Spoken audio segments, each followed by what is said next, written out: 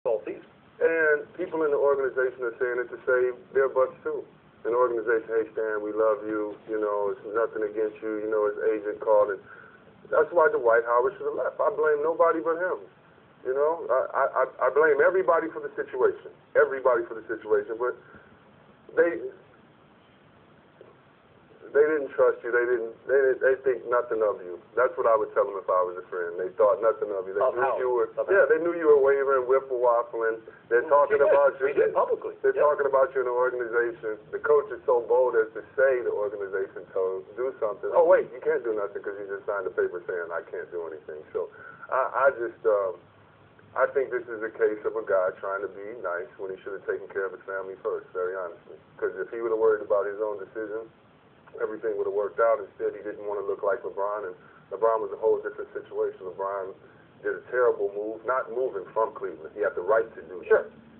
But he didn't do it in the best way that he saw fit. And it was the way he exited Cleveland. Everyone kind of agrees on that now. Right, but I think that Dwight Howard looked at the decision and not the real decision. He didn't look at LeBron leaving Cleveland and people burning his jersey because of this. He looked at it as, well, he said it at the end, you know, my problem is I'm too loyal. I mean, I don't want to hear that. You got to win a championship. Everybody likes you. You don't, they hate you. I'm used to it. You'll live, trust me.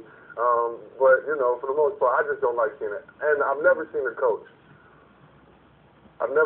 break that rule. Coaches, generals, pastors. I don't recall any instances, anything like this. But coaches, teachers, pastors, preachers, any religious leaders, anybody that's in charge is always supposed to take the brunt of the issue, and they can never explain.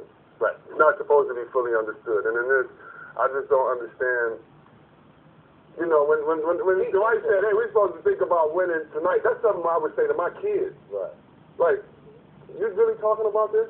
I mean, as basketball players, you're not supposed to talk about this. Right? Like, you're talking about this? We got a game tomorrow. You going to let them win right now? I don't. Listen, I find it really interesting, too, because, you know, when Stan, listen, I think Stan Van Gundy is an excellent coach. Yeah. I think he is one of the best coaches in our league, no doubt about it. The fact that he made the comments, though, that's a little bothersome because, you know, that is supposed to be somewhat confidential. In terms of, and the other thing is, all the way. No doubt about it. And I was surprised, like, no one had any comments about him saying that. That was really surprising to me. Like, y'all let this slip? You know, because coaches have those conversations about players with the front office all the time. You know, but they're not going to let the player know that they may not want to coach him. Right. Per se. Sure. You know, and vice versa.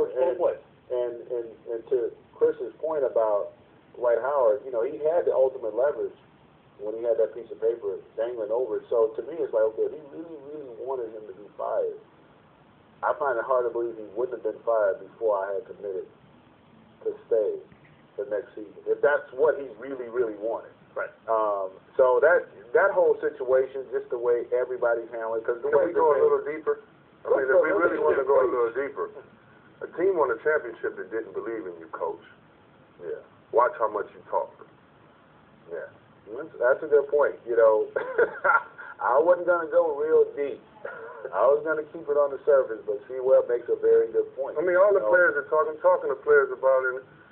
You just have to be careful throwing stones in the glass house. Like, you know, you had a team that left you and did better. You said you were going to retire and go see your family. And came back and coached the next year?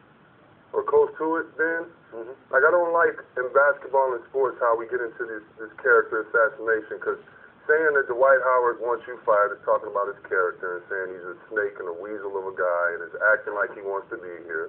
You coming out and still being his leader has to cause a rift in the locker room. I haven't seen this in professional sports before. And it makes us go back to your history and maybe talk to players that played for you and say, what happened that year? And then maybe that would turn into a whole other story that you don't want. So I just don't like this. We should not know anything going on in Orlando.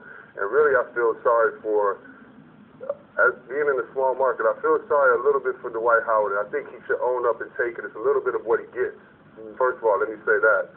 But after saying it's what he gets, I feel a little sorry for him, because now you have to live in this situation for a whole year. You're in a place where you can't trust the owner of the team, you can't trust the GM of the team. I don't think there's any trust on for anybody at you this know what? point. Take it a step further. Like, okay, so hypothetically,